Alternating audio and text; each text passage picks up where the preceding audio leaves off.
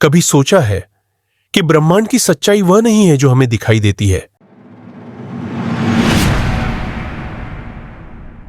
विज्ञान कहता है कि ब्रह्मांड बाहर है, लेकिन चेतना कहती है ब्रह्मांड भीतर है। सवाल यह है, कौन सही है?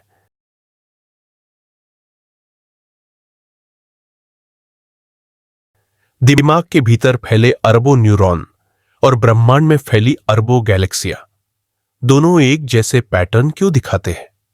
क्या यह मात्र संयोग है या कोई छिपा हुआ कॉस्मिक नियम? अगर ध्यान से देखो, न्यूरॉन के बीच की फिलामेंट्स और गैलेक्सियों के बीच के कॉस्मिक वेब की संरचना दोनों समान दिखते हैं, जैसे किसी ने एक ही ब्लूप्रिंट का इस्तेमाल किया हो।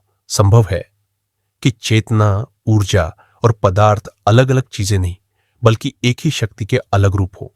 जब चेतना सघन होती है, पदार्थ बनता है, और जब चेतना फैलती है, गैलेक्सियन जन्म लेती है। सोचो, हर जीव के भीतर एक सूक्ष्म ब्रह्मांड छुपा है, और हर सूक्ष्म ब्रह्मांड किसी और बड़ी चेतना के मन में मौजूद है, यानी अस्तित्व एक अनंत लूप है।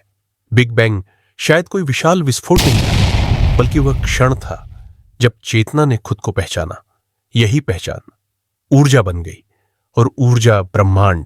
यह ब्रह्मांड सिर्फ एक लेयर नहीं है, इसके ऊपर भी लेयर है और नीचे भी। अनंत स्तरों वाले मल्टीवर्स, जिनमें हर स्तर पर चेतना की क्षमता बदलती है।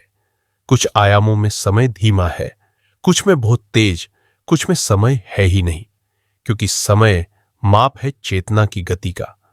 हम जितना जागरूक होते जाते हैं, समय का अर्थ बदलता जाता है।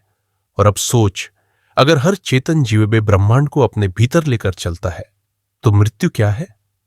शायद अंत नहीं, बल्कि अगले स्तर में प्रवेश है। जैसे कंप्यूटर रिस्टार्ट होता है, वैसे ही चेतना नए आयाम में रिस्टार्ट होती है।